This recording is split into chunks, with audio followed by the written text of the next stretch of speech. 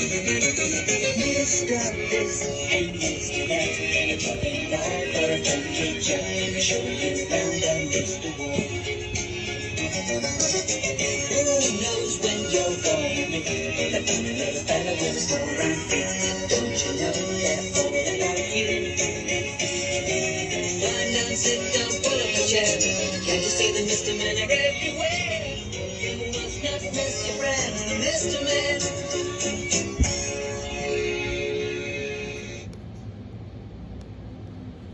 Mr. Skinny by Roger Hargreaves. Mr. Skinny was extraordinarily thin, painfully thin. If he turned sideways, you could hardly see him at all times. And what made it even worse was that he lived in a place called Fatland. Yes, Fatland. As you can see, as you can very well imagine, everything and everybody in Fatland was as fat as could be. Not stout,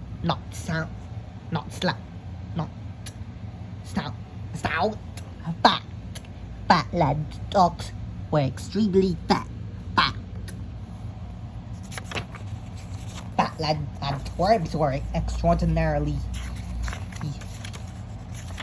fat. Fatland birds were accidentally fat. And if you should see a Fatland elephant, phew! And there in the middle of all this fatness lived Mr. Skinny. In the thinnest house you've ever seen. Poor Mr. Skinny, he didn't like being so different. And throw up everything and everybody. But there wasn't very much he could do about it. You see it, he hardly had hardly any appetite at all.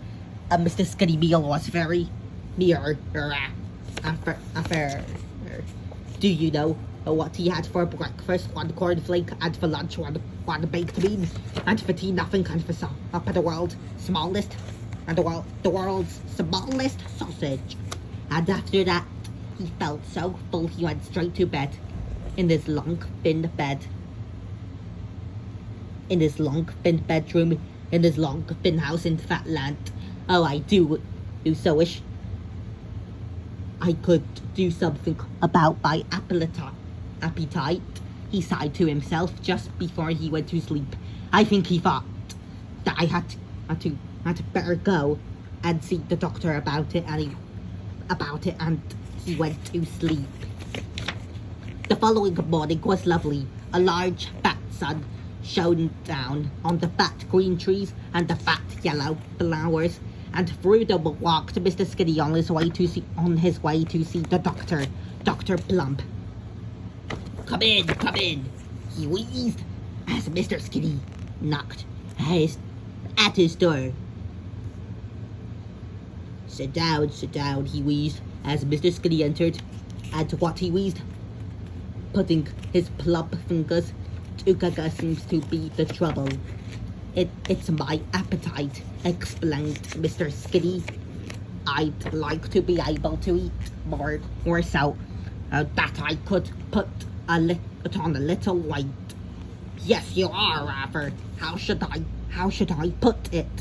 Ben wheezed the doctor, looking at him over his glasses. I know, he continued. Let's start the treatment right now. He licked his lips this very moment, he added.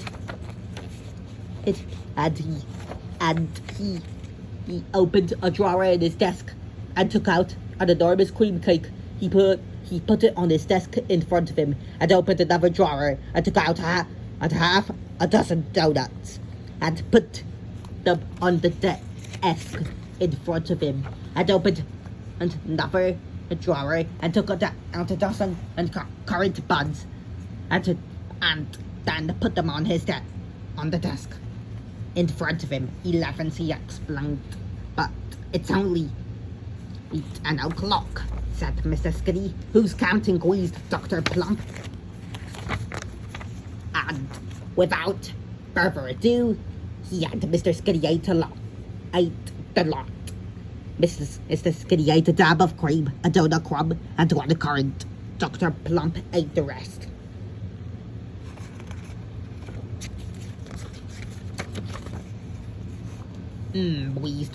Wheezed Dr. Plump, popping the last currant bun into his mouth.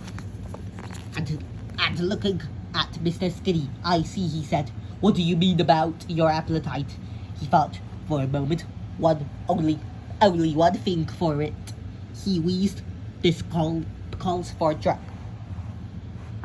drastic measures." And he picked up his telephone in his poggy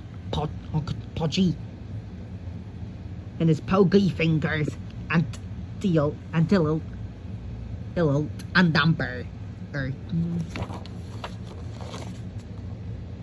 100 miles away, the telephone rang.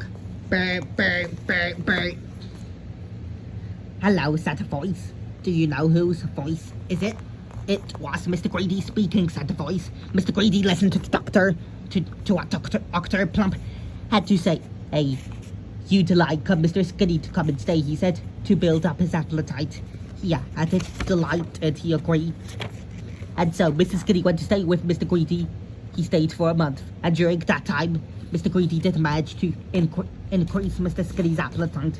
And so at the end of the month, Mr. Skitty returned home happy. With a tummy. A tummy was something Mr. Skitty had always wanted. "I never knew I had it in me," he chuckled to himself. He was feeling so proud of his tummy. He decided to call in and see Dr. Plump on his way home. I say, wheezed Dr. Plump, looking him up and down. "Congratulations, tell you what," he went on. "This calls for a celebration." And he opened his desk drawer. The narration was by me, the one and only Henry Stickmin.